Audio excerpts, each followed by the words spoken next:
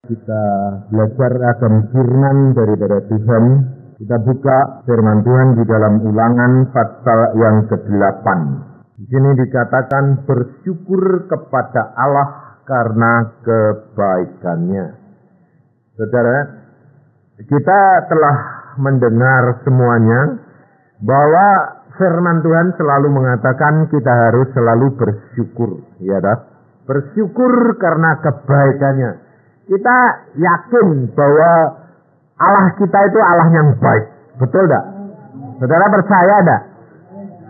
Nah, masalahnya sekarang kita nanti belajar karena kehidupan kekristenan ini tidak hanya untuk seminggu, 2 minggu, setahun, 2 tahun. Tetapi untuk selamanya. Nah, selama kita hidup di dalam dunia ini berapa tahun? Tidak bisa dikatakan. Betul tak? Bisa 10, 20, bisa lebih. Maka dari itu, saudara harus benar-benar belajar mengenai firman Tuhan ini. Kita kerap kali menjadi orang Kristen, tapi kebanyakan itu hanya sekedar ke gereja. Alkitabnya itu hampir tidak pernah dibuka. Kalau dibuka itu seminggu sekali.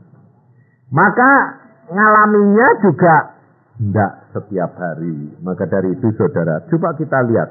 Kalau Tuhan mengatakan di sini, firman Tuhan mengatakan bersyukur kepada Allah karena kebaikannya. Saya yakin saudara kalau dengar kalimat ini, bersyukur kepada Allah karena kebaikannya, semua bilang amin. Ya dah? Tapi sekarang kita belajar, kita lihat, kita benar-benar berani nggak mengaminkan kalau kalami seperti yang tertulis ini. Nah, itu masalahnya. Sebab saya kalau mengajar, saudara, artinya kalau membawa firman Tuhan, saya hanya berdoa. Saya tadi katakan sama Pak Samudi, wah, sembahyang 1,5 jam, 1 jam lagi, saya tidak dijawab. Mau ngomong apa Tuhan? Sampai berangkat, sampai di sini, barusan Tuhan bilang, kamu ngomong ini nanti. Oh ya. Jadi saudara tahu, ini bukan dari saya, bukan pilihan saya, tetapi Tuhan sendiri yang menunjuk. Dan setiap firman yang saya sampaikan yang Tuhan tunjuk, saudara, kalau engkau berani mengaminkan, berarti engkau harus berani ngalami. Nah, sekarang tinggal kalau kamu cuma mau dengar, ya jangan bilang amin. Karena kalau kamu berani mengatakan amin, berarti kamu harus sedia untuk ngalami risiko. Jangan enak-enak. Karena apa? Karena Tuhan berkata, setiap orang yang mau mengikut aku harus berani melakukan firman-Ku. Ini saudara. Kemarin dulu waktu saya datang dari Bali, kemudian retreat di Nongko Jajar ya. Nongko Jajar, ada beberapa saudara yang dari Surabaya ikut ke sana karena saya KKR di Nongko Jajar, dan di sana kita berbincang-bincang. Kemudian ada saudara yang mengatakan begini, Tuhan, aku mau ngalami. Ya, nah, kemudian saudara ini tidur sekamar sama saya, sama Pak Samudi, sama Arianto. Dia ini tidak biasa baca Alkitab, tapi kita semuanya ini bangun pagi baca Alkitab. Nah, dia mau tidur sendiri. Kan malu, ya kan? Semua bangun baca Alkitab, dia mau tidur sendiri, dia turut. Akhirnya dia baca. Lalu karena di sana berapa hari dia? 2 hari ya. Dia ikut terus. Lalu kalau sembahyang banyak sembahyang, dan akhirnya dia berjanji sama Tuhan, aku mau Tuhan. Apa terjadi saudara? Demikian dia sudah janji, demikian dia melakukan. Langsung sampai rumah ngalami ujian kontan. Nah, dia ini catering, sampai di rumah jebret, semua keluar yang catering, tinggal 1 orang. Lalu ini pikiran kan mau lu Tuhan, pikirannya sih mau lu kok jadinya begini. Tapi karena sudah ada ketekad hati, bayar harganya. Lalu dia bilang, ayo, tidak apa-apa, bayar harganya, nekat saja. 1 pun ini akan jadi berbuah lebat. Dan dia mendapatkan satu hikmat, Nah, sebulan benar-benar cuma satu. Dan tetapi karena dia bertahan, pokoknya bertahan sampai akhir. Setelah benar-benar sebulan, apa terjadi? Datang pabrik memberikan catering kepada dia. Lalu dia bilang, menang aku. Nah, saudara tahu? Jadi kalau saudara itu dengar firman, kalau saudara sudah berani mengambil satu langkah mengaminkan, saudara harus berani membayar harganya. Di dalam firman Tuhan ini kita belajar, kita perhatikan ayat yang pertama mulai.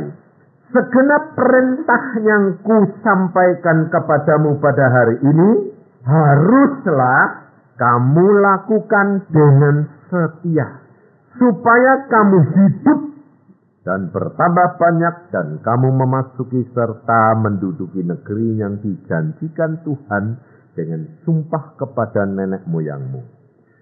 Ingatlah kepada seluruh perjalanan yang kau lakukan atas kehendak Tuhan. Perhatiin saudara, firman Tuhan ini jelas sekali berkata, ingatlah kepada seluruh perjalanan yang kau lakukan atas kehendak Tuhan Allahmu. Jadi kalau saudara mau mempelajari perjalanan hidup dari bangsa Israel ini, saudara akan dapat mempunyai kekuatan ekstra. Karena perjalanan dari hidup daripada orang Israel ini tidak jauh berbeda dengan perjalanan saudara keluar dari kehidupan yang lama kepada kehidupan yang baru. Dari Mesir masuk ke tanah Kanaan. Dan itu ditempuh dalam waktu berapa? 40 tahun. Nah, ini kerap kali orang Kristen kalau baca Alkitab, pikirnya itu, oh enaknya itu, oh janji Tuhan gini, sampai. Jadi pikirannya itu kelihatannya itu enak. Tapi lupa bahwa selama 40 tahun itu, kira-kira setiap hari yang dikerjakan itu apa? Banyak orang tanya kepada saya begini, iya Pak Yusa, kalau tiap hari doa ketemu Tuhan, saya ngomong-ngomong ya Tuhan gitu ya, kuat ya Pak. Loh, apa saudara kira itu Tuhan itu mau ngomong sama saya itu setiap saat? Belum tentu, itu hak dia. Seperti masalah yang saya sedang hadapi perkara istri saya, dia ngomong sampai saat yang terakhir, baru Tuhan ngomong. Biasanya saudara harus kenal wataknya Tuhan. Tuhan itu tidak pernah terlambat, Tuhan itu tidak pernah tergesa-gesa. Jadi tepat pada waktunya kalau sudah mepet, nah baru ngomong. Tapi kalau saudara berkata, mana? Malah mundur. Hidup belajar daripada perjalanan bangsa Israel, engkau akan mendapatkan kekuatan. Di sini katakan, ingatlah kepada seluruh perjalanan yang kau lakukan atas kehendak Tuhan Allahmu. Saudara dan saya hidup di dalam dunia ini, langkah-langkah hidupmu sudah ditetapkan oleh Allah. Percaya enggak? Percaya? Kalau percaya, ya jangan ngomel dong. Hah? Ngucap syukur dah. Lah kalau kayak Iren ini ngucap syukur, ngalami barusan. Ya dah? Tapi kalau saudara dengar ngalamin ayo kok enak ya. Ya kalau dengar enak itu. Lah ya saudara tidak akan punya kekuatan. Bayare dulu, yang penting tuh bayare dulu. Maka dari itu di sini dikatakan di padang gurun selama 40 tahun ini dengan maksud merendahkan hatimu dan mencobai engkau untuk mengetahui apa yang ada dalam hatimu. Tuh. Saudara, kalau ini kata-kata ini aneh enggak? Loh, Tuhan itu maha tahu enggak? Hah? Kenapa ayat ini berkata begini? Saudara perlu diuji, perlu dicobai. Loh.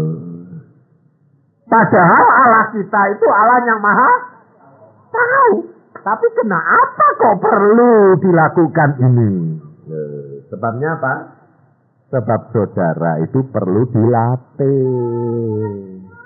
Allah itu tahu isi hatimu, tapi kamu ini orang yang tegar tengkuk. Tahu enggak tegar tengkuk? Bandel, dablek. Wes kasare itu loh, kasare ini kasare. Aku udah ngomongin belak-belakan. Loh, saudara sadar enggak kalau kamu ini sebetulnya degil hatimu, tegar tengkuk itu keras. Maka perlu dilatih. Dan anehnya, Tuhan tuh malah seneng orang yang aneh-aneh gini. Ya orang mamanya gini, saudara tahu ada orang yang selalu kalau diomongin sama orang tuanya bilang, iya. Itu orang sebetulnya orang nurut apa enggak?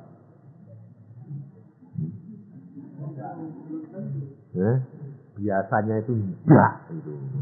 Tapi kira-kira kalau orang dikasih tahu, anaknya dikasih tahu, lalu bilang tanya lagi, lalu bantah itu, kira-kira orang itu bagaimana wataknya? Nurut.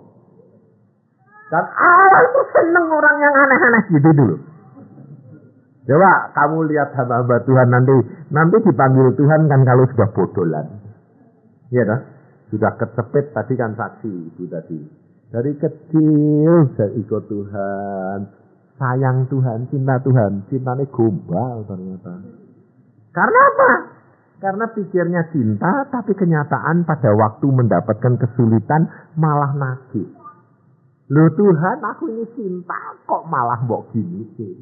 Loh, itu sebetulnya cintanya apa toh? Gombal, sudah tahu. Karena cintanya itu cuma diukur menurut apa? Menurut perbuatannya sendiri, tapi bukan menurut pandangan Allah. Cintanya kita kepada Allah itu cuma sekedar kita itu senang. Kalau kita senang, kita berbakti kepada Allah, ya itu cinta. Enggak. Cinta itu harus berani berkorban. Menyenangkan hati orang yang kita cintai, itu cinta. Tapi cinta kita kalau kita senang itu bukan cinta itu egois itu. Maka dari itu kita belajar. Coba di sini dikatakan 40 tahun Tuhan dengan maksud merendahkan hatimu. Rendah hati ini yang kuncinya keberhasilan kekristenan, saudara. Di mana kalau saudara itu menghadap kepada Tuhan, yang pertama-tama harus engkau tahu bahwa tidak ada sesuatu kejadian yang Allah biarkan terjadi lewat begitu saja. Allah mesti mau memproses kita untuk apa? Untuk supaya kita bisa rendah hati. Karena apa? Karena ini rahasia keberhasilan. Dan ini rahasianya Yesus Tuhan. Sebab setiap manusia ini sudah keracunan dari kuasa gelap, kesombongan ini, sifatnya setan ini sudah meracun kepada kita, sehingga kita dikatakan di dalam Alkitab bahwa kita dilahirkan dalam dosa. Karena kehidupan kekristenan kita ini kita dilahirkan di dalam Yesus Kristus menjadi satu ciptaan yang baru. Dan ini harus diproses kembali. Mau mati di dalam Dia. Maka Yesus berkata, kalau engkau mengikut aku harus menyangkal diri. Pikul salib setiap hari. Dan kalau saudara memikul salib saudara setiap hari dengan hati yang senang, hati yang cinta kepada Yesus, saya jamin engkau akan merasa. Contohnya, pada waktu saudara dulu jatuh cinta sama suamimu, sama istrimu, pertama kali makan sederhana kok ya mau. Ayo, coba. Ini bapak-bapak dulu waktu jatuh cinta disuguhin makanan yang murahan mau enggak? Iya kan? Tapi kalau sudah jadi istrinya kira-kira bagaimana? Nuntut enggak? Saudara tahu? Kita kerap kali itu tidak menyadari bahwa Tuhan itu mendidik kita. Kalau saudara dan saya itu benar-benar cinta Yesus, bebanmu akan ringan. Karena Tuhan sendiri sudah berkata, kok yang kupasang ini enak dan ringan. Tapi bukan enak dan ringan itu karena kamu kuat, tidak, karena hatimu melekat sama Yesus, maka beban yang kamu tanggung itu tidak kamu rasain. Contohnya, kalau ada seorang anak yang sakit, pikiran ibu ini tertuju kepada anak itu terus gak? Ayo, urusan yang lain kepikir gak? Tidak ada. Hanya dipikir anak ini saja. Loh, itu loh saudara. Sehingga kepikiran yang lain tidak. Kesenangan yang lain tidak ada. Ini demikian. Jikalau hatimu melekat sama Yesus, cintamu sama Yesus menggebu-gebu, semua itu ringan. Istri saya itu kerap kali bilang begini. Dulu itu kita tidak punya. Kalau pagi itu makan ketela. Kalau pagi itu sarapannya itu mesti tela bohong. Jadi itu loh, beli 10 rupiah buat dimakan berdua. Tapi dia berkata apa? Dulu makan kayak gitu kok bisa seneng ya. Kenapa? Belum punya anak soalnya. Ya, lalu kita merasa memang nggak punya, tetapi kita karena saling mengasihi, nggak apa-apa loh. Dan kalau siang makannya cuma hanya bisa 1 dengan kangkung. Dan itu berjalan setahun. Tapi kok kita rileks ya? Kenapa ya? Karena kasih ini, karena cinta ini. Kenapa hal itu dibiarkan Tuhan? Supaya kita itu bisa mengalami secara nyata kehidupan kekristenan dengan Yesus itu tidak ada masalah. Masalahnya banyak, tetapi bisa diatasi. Dan meningkat. Perhatiin. Hidup di dalam Yesus harus meningkat. Sekarang berkelimpahan luar biasa kita. Tetapi mesti meningkat dari hari ke hari, hari ke hari. Jangan lalu mundur. Nah, kalau Tuhan biarkan kita menderita, itu dicobai. Karena apa? Karena hati kita ini masih tinggi hati. Di sini maksudnya untuk merendahkan hatimu dan mencobai engkau untuk mengetahui. Lihat. Yang dikatakan untuk mengetahui apa yang ada di dalam hatimu, ini yang mengetahui ini siapa? Allah atau kita yang harus mengetahui? Kita. Kalau Allah sih sudah maha tahu. Tidak perlu mengetahui. Saudara, supaya saudara ini mengetahui, saudara sadar bahwa kamu ini masih tinggi hati. Setiap kali Allah berikan lagi, lu kok dicobai lagi. Tapi karena degil, karena bandel ini, dicobai malah ngomel. Nah, malah kelihatan lagi tuh tinggi hatinya. Kalau saudara itu menghadapi pencobaan, ucapkan syukur. Kamu periksa, wah ini pasti aku masih ada tinggi hati ini. Masih ada yang tidak beres. Contohnya kalau saya itu berdoa mau membawa firman Tuhan. Kalau saya tidak diberi firman Tuhan, saya selalu periksa bukan untuk siapa yang salah. Saya salahnya di mana? Kalau Tuhan tidak memberikan firman, pasti ada sesuatu yang maksudnya. Supaya saya berdoanya itu tambah lama. Karena kalau cepat-cepat dikasih kan sembahyangnya sedikit. Loh, jujur. Saudara kalau sembahyang terus sudah langsung dijawab, berhenti enggak? Tapi kalau sembahyangnya enggak dijawab-jawab, terus. Contohnya, kalau anakmu sakit, sembahyangnya tambah banyak. Kalau anaknya sehat semua, uangnya banyak, sedikit.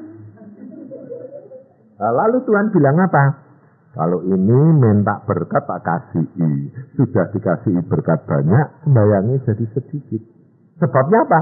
Terima kasih Tuhan, Engkau baik. Amin. Tapi kalau nanti mulai duitnya sudah merosot, sudah kempot-kempot, Tuhan, kurang, Tuhan, sudah sembahyang ampun, sembahyangnya banyak. Lalu Tuhan lihat toh, ini dia tak kasih pas-pasan, sembahyang terus. Kalau tak kasih banyak, sedikit. Jadi kira-kira dipas Tuhan enggak? Hah? Nah, kalau saudara tahu gitu harusnya bagaimana? Kalau dikasih banyak, sembayangnya harusnya tambah banyak.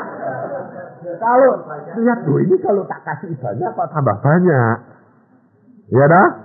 Nah di situ Tuhan berkata apa? Wah kalau gitu anakku tambah lama tambah cinta. Nah kira-kira naik terus enggak? Saudara tahu? Nah, lu saudara ini tahu rahasianya tapi kok enggak melakukan kenapa? Lali. Karena apa saudara itu hatimu itu melekat sama berkat, bukan melekat sama Tuhan. Contohnya kalau kamu ini belum punya mobil lah jalan-jalan terus. Betul loh?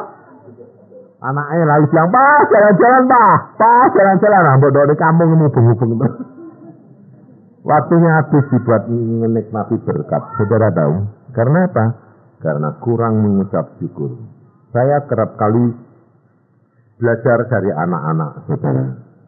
Kalau dia minta apa-apa, ya dapat. Kalau saya pulang dari penginjilan atau dia mendapatkan apa yang diharapkan apa. Kalau dia tanya, Pak, Tuhan berkati enggak? Berkati. Langsung dia enggak bilang, coba Pak, cerita Pak. Dapat berapa Pak? Enggak. Ya langsung masuk kamar dia ajak lain-lain. Yuk sembahyang mengucap syukur. Karena ini anugerah daripada Allah kita. Saudara, luar biasa. Karena Pak ada kerinduan. Dan karena mereka turut ambil bagian di dalam tiap penginjilan ayahnya. Ini loh saudara. Ini saya tanamkan ke dalam diri anak-anak saya. Bahwa kalau papa pergi menginjil, keberhasilan itu terletak di dalam kamu juga. Kalau kamu kurang berdoa, Tuhan tidak akan mau menyertai. Kehidupan kekristenan itu harus melibatkan seluruh keluarga.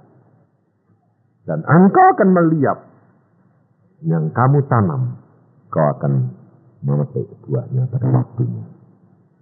Tetapi banyak orang Kristen melupakan. Anak-anaknya itu dilupakan. Dia hanya ribut dengan dirinya sendiri, anak-anaknya ditinggalkan. Hati-hati. Kamu akan kecewa. Karena apa? Karena Tuhan berkata, didik anakmu, berikan contoh kepada anakmu, dan ceritakan pengalamanmu kepada anakmu, supaya anakmu ini hatinya melekat kepada Tuhan. Bangsa Israel, kegagalan bangsa Israel adalah dia tidak pernah menceritakan pengalamannya kepada anak-anaknya. Kalau saya dididik oleh Tuhan, setiap kali pulang penginjilan, ceritakan pengalaman, hasil, semua ceritakan, anak menikmati, mengucap syukur, dia turut ambil bagian dalam pekerjaan Tuhan. Ini saudara. Dan dia menikmati hidup yang penuh dengan kemenangan. Hidup dengan Tuhan itu luar biasa. Di dalam ayat selanjutnya dikatakan, dia mencoba engkau untuk mengetahui apa yang ada dalam hatimu, yakni apakah engkau berpegang pada perintahnya atau tidak. Jadi, Allah merendahkan hatimu, membiarkan engkau lapar dan memberi engkau makan mana yang tidak kau kenal dan yang juga tidak dikenal oleh nenek moyangmu. Untuk apa? Membuat engkau mengerti bahwa manusia hidup bukan dari roti saja, tetapi manusia hidup dari segala yang diucapkan Tuhan. Ini saudara, perhatiin. ini jangan dipotong. Kerap kali orang berkata, orangnya tidak hidup dari roti, tetapi dari tiap firman yang diucapkan Tuhan. Jangan salah. Manusia tidak hidup dari roti saja. Berarti jasmani dan rohani. Allah itu berfirman dan roti jasmani disediakan. Allah berfirman bahwa manusia, bangsaku yang aku keluarkan dari tanah Mesir ini, aku akan beri makan. Kalau dia membawa bangsa Israel ini melalui padang belantara, itu tidak kebetulan. Itu bukan rencana manusia, tapi rencana Allah. Padahal kalau kita pikirkan, saudara ini sudah meninggalkan pikiran yang lama apa belum? Masa depannya apa? Nanti nyelengi buat anak-anak, tanam ini, buat ini, buat ini, buat ini. Ini pikiran lama ini masih tetap enggak? Ayo. Allah perhatiin, Allah itu dari Mesir membawa bangsa Israel langsung ke padang belantara. Padahal di padang belantara tidak bisa nanam apa-apa. Kenapa Allah sengaja? Sebab Allah mau menunjukkan kepada saudara, hidupmu itu tidak tergantung daripada makanan, tapi tergantung daripada rencana Allah. Kalau saudara tidak dapat membaharui kepikiran cara berpikirmu seperti berpikirnya Allah, saudara tidak akan masuk dalam rencananya dengan mulut. Selalu terjadi pertentangan, selalu terjadi pencobaan, selalu terjadi penderitaan. Lapar dikatakan loh. Dibiarkan kamu lapar. Jangan enak-enak. Tetapi di dalam kelaparanmu, itu harusnya saudara menyadari, aku salah ini. Dan Allah, kalau engkau sudah bertobat, Allah tidak akan membiarkan kamu dicobai lebih dari kekuatanmu. Pada waktunya akan diberikan jalan keluar. Bagaimana? Tidak usah tahu. Lalu saudara bilang, jalan keluarnya bagaimana ya? Tidak usah tahu. Tapi kalau saudara mulai mikir terus, kira-kira nanti Tuhan jalannya bagaimana ya? Oh, kalau saudara mikir begitu, tidak bakal datang. Sebab firman Tuhan berkata, apa yang tidak pernah timbul dalam hatimu, apa yang tidak pernah timbul dalam pikiranmu, itu yang disediakan oleh Allah bagi orang yang mengasihi Dia. Amin. Makanya Irin itu bisa ke sana coba, direnungkan coba. Dia itu ngerjain apa? Dia itu kerja apa? Tapi kenapa bisa ke Eropa juta-jutaan? Bangsa Israel itu laki-lakinya saja 600.000 laki-lakinya. Padahal bangsa Israel ini di Mesir, tiap bayi laki itu dibuang di Sungai Nil. Kira-kira banyak lakinya apa banyak perempuan? Ya banyak perempuan nih. Jadi saudara tahu bangsa Israel ini keluar dari Mesir sekitar 2/3. 1.900.000 atau 1.400.000 itu orang perempuan dan anak-anak. Bagaimana memberi makan coba bayangin. Berapa ton tepung setiap hari. Kira-kira kalau Musa itu jalannya kayak saudara itu tidak mati gepeng. Dilempari batu oleh orang-orang. Tapi Musa dia berjalan dengan Allah. Pokoknya dia diperintah Allah, jalan saja. Bagaimana jadinya tidak tahu. Tetapi saudara harus perhatiin, yang bisa masuk tanah Kanaan melewati 40 tahun. Hanya 2 gelintir orang. Yang lain mati di padang belantara. Sebab apa? Penuh pemberontakan. Karena hatinya yang keras ini, yang tinggi hati ini tidak segera direndahkan. Pencobaan demi pencobaan datang, tetap ngomel terus. Sudah melihat mujizat, tetap takut terus.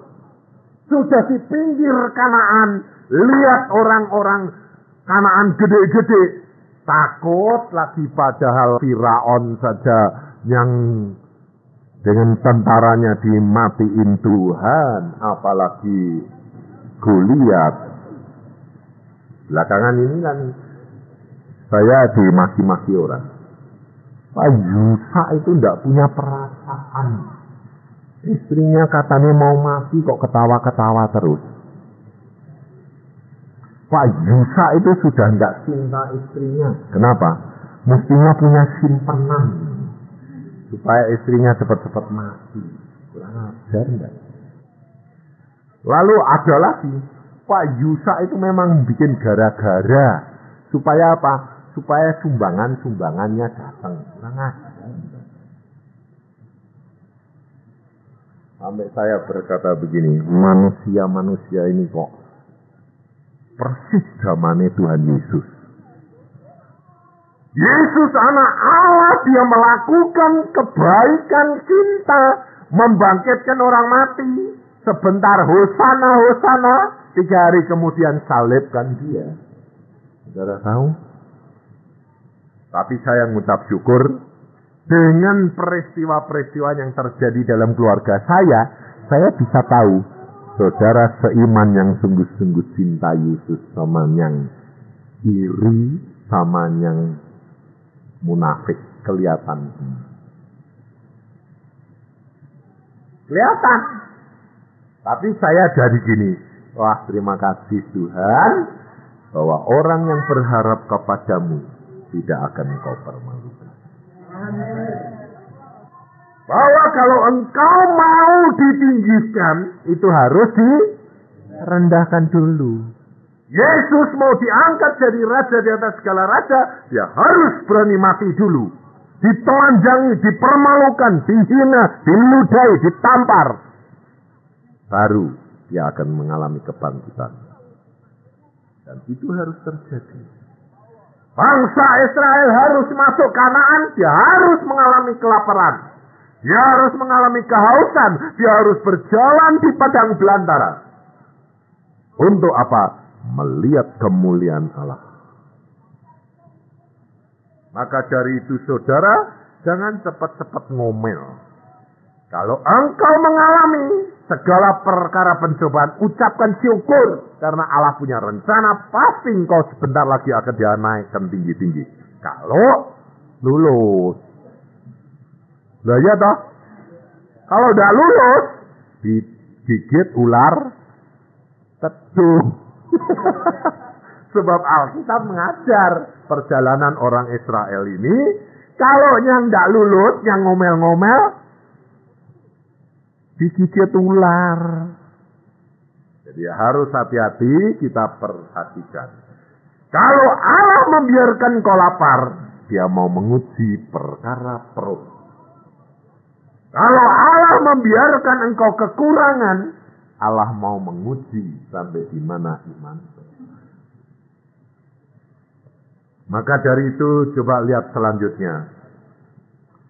Ayat yang keempat.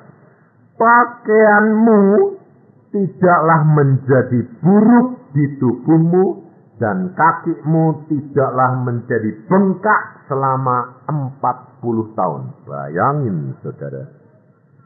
Tapi kerap kali pakaian kita ini karena tidak pernah rusak, tidak pernah melihat bahwa itu adalah satu mujizat.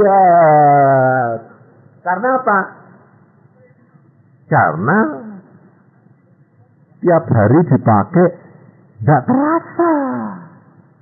Demikian juga saudara. Siapa di antara saudara yang mengucap syukur kalau oksigen tidak beli? Bisa tiap pagi bilang terima kasih Tuhan, aku mau kasih napas. Kalau di ICU itu sak tabung itu ribuan. Iya dah. Siapa di antara saudara di WC mengucap syukur? Tuhan, terima kasih hari ini bisa keluar. Ayo, udah ada toh? Nah, tapi dia tiap hari itu. Padahal saudara itu kalau tiap hari tidak bisa keluar. Coba bayangin. Bawa urus-urus tidak keluar, bayangin. Menderita enggak? Kita tidak sadar kalau perkara itu. Dan berapa puluh tahun saudara diberikan itu. Selama hidupmu toh. Persis tidak bangsa Israel pakaiannya 40 tahun tidak pernah rusak? Hah? Persis tak? Kenapa kamu tidak mengucap syukur kepada dia? Yang kamu ucapkan syukur itu yang kelihatan saja. Karena apa? Karena saudara tidak pernah mengoreksi dirimu sendiri. Bagaimana kasih Allah kepadamu itu luar biasa. Karena engkau hanya melihat perkara-perkara yang engkau senang. Tetapi yang tidak engkau senang engkau tidak perhatikan. Kuasa Allah nyata. Kalau engkau hidup di dalam pimpinan Roh Kudus. Perhatiin. Masa-masa yang kamu senang. Kamu tinggal di dalam Tuhan. Engkau hidup dekat Dia. Maka terjadi transfer, pengaliran kuasa Roh Kudus dalam dirimu. Itu pentingnya apa? Maka engkau menghadapi pencobaan, engkau mempunyai kekuatan ekstra. Terangmu nyala terus, tidak pernah gelap, dan engkau tidak akan takut menghadapi pencobaan. Karena apa? Engkau dapat melihat mana yang benar, mana yang tidak. Karena sinar terangmu menyala. Ini perlunya baca Alkitab setiap hari dan berdoa, saudara. Sebab hidup kita ini seperti aki mobil itu loh. Setiap hari harus dicas. Dan kita tidak tahu. Sebab setiap kali pasti ada kelalaian. Hidup di dalam dunia bisa ada kelalaian. Kelalaian itu tidak terjadi atas dirimu sendiri, tetapi orang lain yang lalai. Umpamanya kamu naik brompit, sudah hati-hati, sudah berhenti ditabrak. Loh, sudah berhenti malah ditabrak. Nah, itu kan ya penyakit. Saudara tahu, ada seorang anak Tuhan, perempuan lagi. Jadi, dia naik brompit, berhenti, ditabrak. Akhirnya brompitnya mencelat, dia turut mencelat, kepalanya ini pecah. Di tengah jalan, pecah. Darahnya keluar semua, ditutupi koran.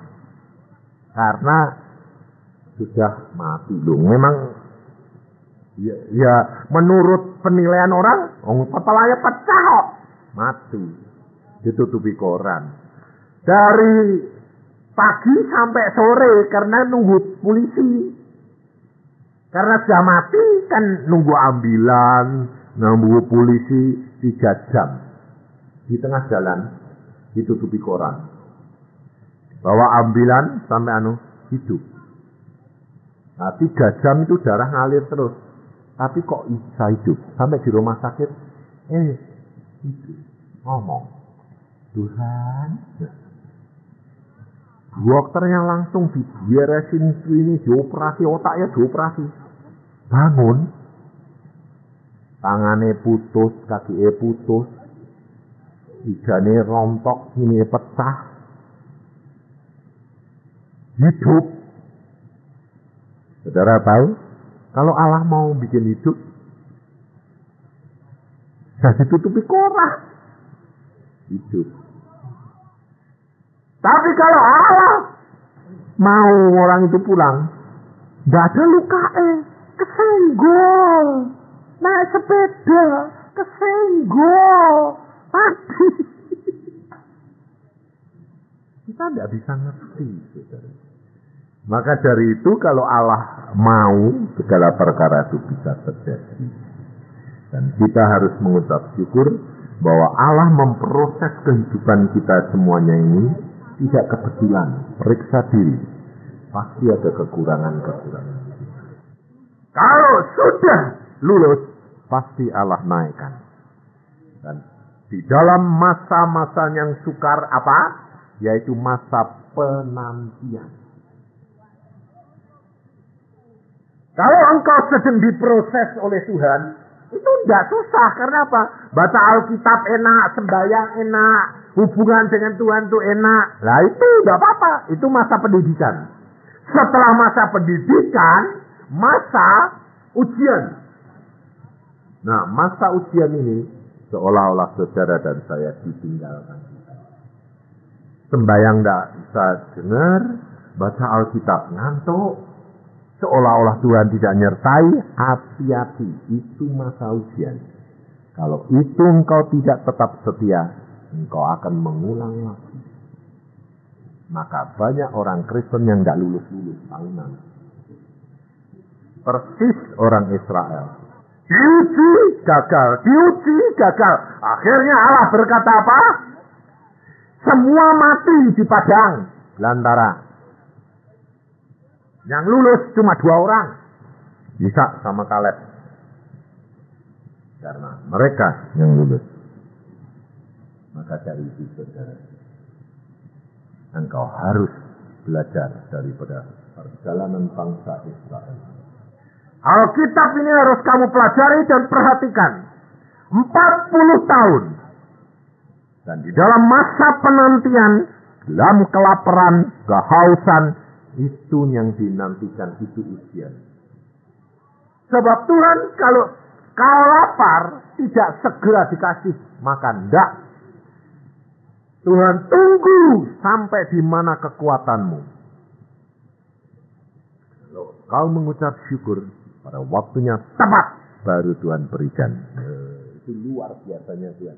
Karena saya itu kerap kali sudah mengalami gitu, saya tidak pernah khawatir. Kalau saya punya mau apa-apa, saya berdoa, Tuhan boleh enggak? Kalau Tuhan sudah berkata, oke, waktunya tiba, mesti diberikan.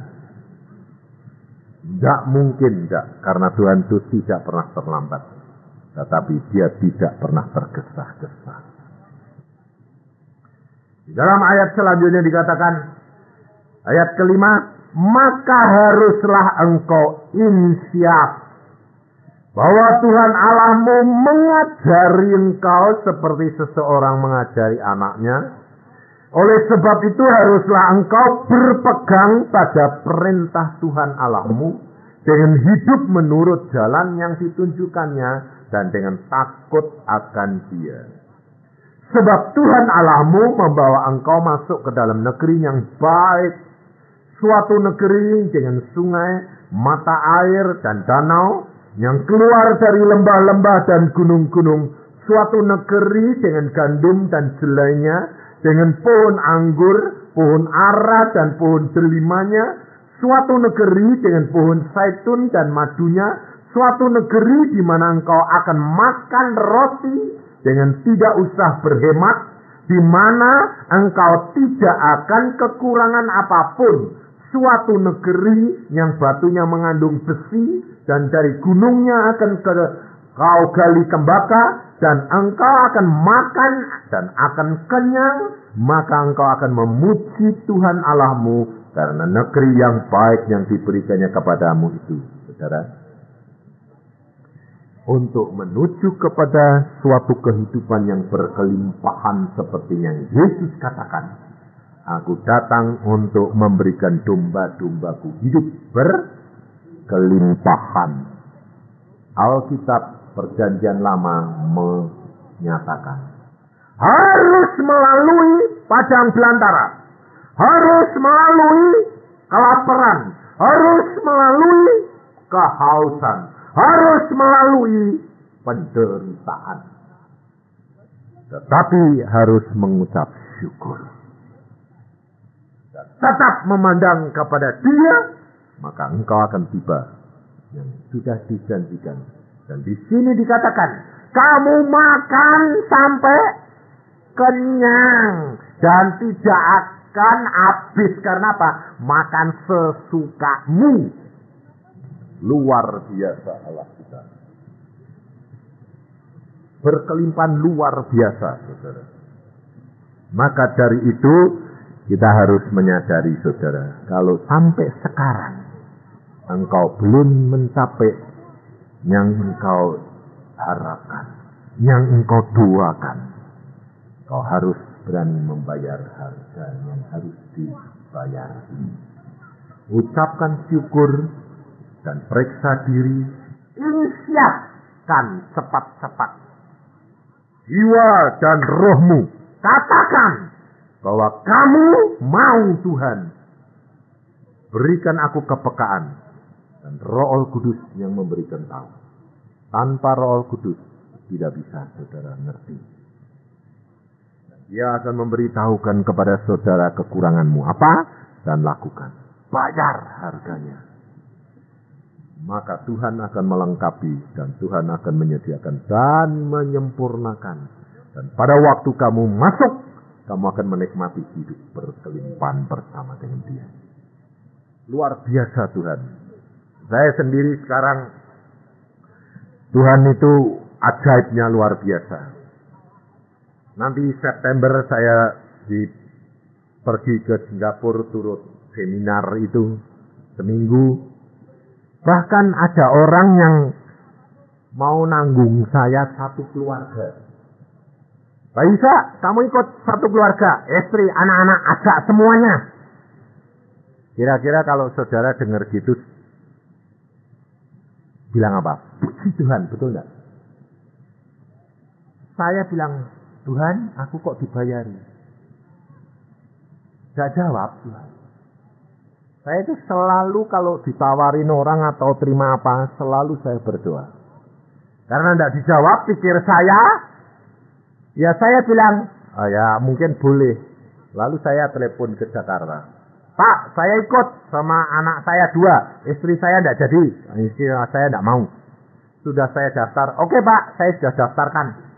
Nanti saya yang bayar semuanya. 2 hari kemudian, hatiku udah sejahtera ini kenapa sih Tuhan? Salahku di mana? Tuhan bilang, bayar sendiri. Jadi berkat. Oh, jadi berkat, jangan jadi beban. Oke. Saya telepon lagi. Pak, saya kemarin dulu kan sudah sudah daftar ya. Bapak itu ternyata bayari orang banyak ya, hamba-hamba Tuhan ya. Oh iya. Oh, aku tidak mau jadi beban Pak. Kenapa? Nggak sejahtera ini hati. Kenapa? Saya bayar sendiri saja. Dan dia bilang, loh kenapa begitu? Tuhan yang menyuruh. Oh ya enggak apa-apa Pak. Memang saya bayari banyak kok. Ternyata dia ya kabotan. Lalu saya keluarkan, saya bayar sendiri. Saudara tahu. Sudah bayar sendiri malah Tuhan berkata, temanmu itu loh ada hamba Tuhan yang lain. Hah? Itu si Anu ada. Oh ya Tuhan. Terus ya bayari sekalian. Saudara tahu, Tuhan itu luar biasa. Padahal satu orang itu 900.000. Satu orang. Jadi 4 orang berapa? 3,6 saudara. Tapi saya bilang, puji Tuhan. Setelah saya bilang, saya bayar sendiri. Saya daftar, saya bayar, saya bilang, hati ini sejahtera. Padahal kalau menurut pikiran kita, lebih sejahtera dibayari. Betul enggak? Hah? Nah, cara berpikir ini saudara harus dirubah. Sebab Alkitab berkata, beri, maka kamu akan diberi. Tapi kita konsepnya minta, maka kamu yang diminta. Saudara tahu, ini konsep yang salah. Konsepnya itu harus beri, maka kamu akan diberi. Dan kalau kamu menjadi pelaku firman, Tuhan tidak pernah meninggalkan kamu. Luar biasa. Luar biasa. Saya berani saksikan karena apa?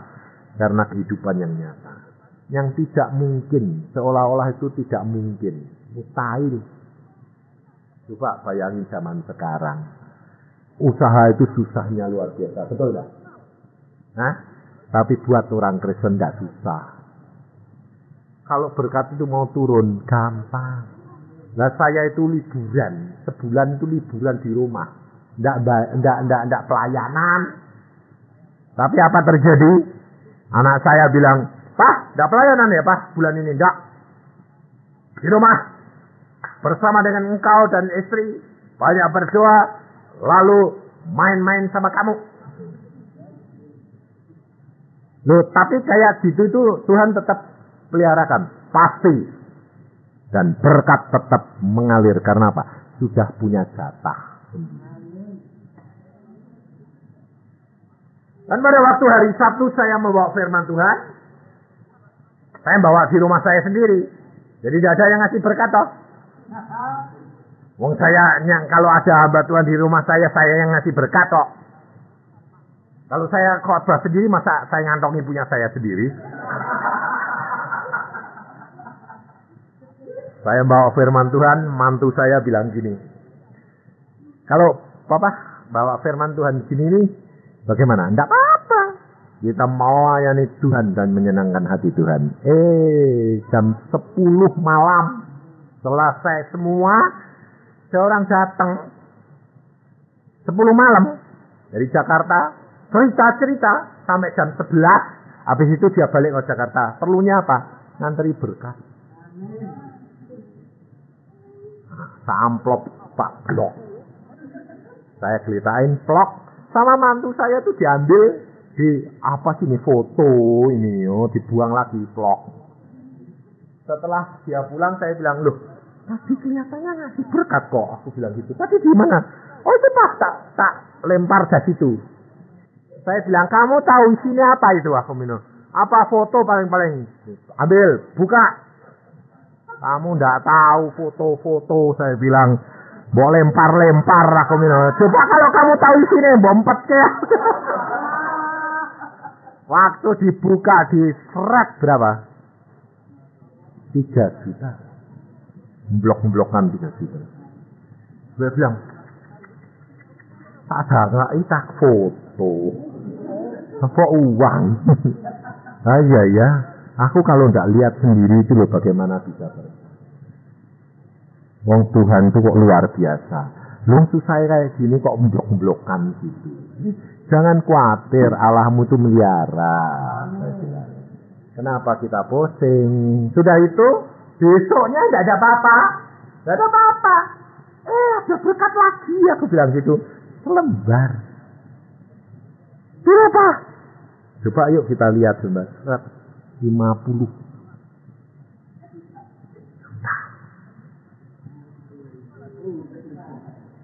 Lalu anak-anak bilang, "Oh, gede nih. Yuk, ngucap syukur." Wah, masuk. Nah, Darmanto bilang, kalau berkat itu ngucap syukur sih gampang, Pak. Tapi kalau susahnya ini loh. Loh. Itu berkat bisa datang apabila saudara sudah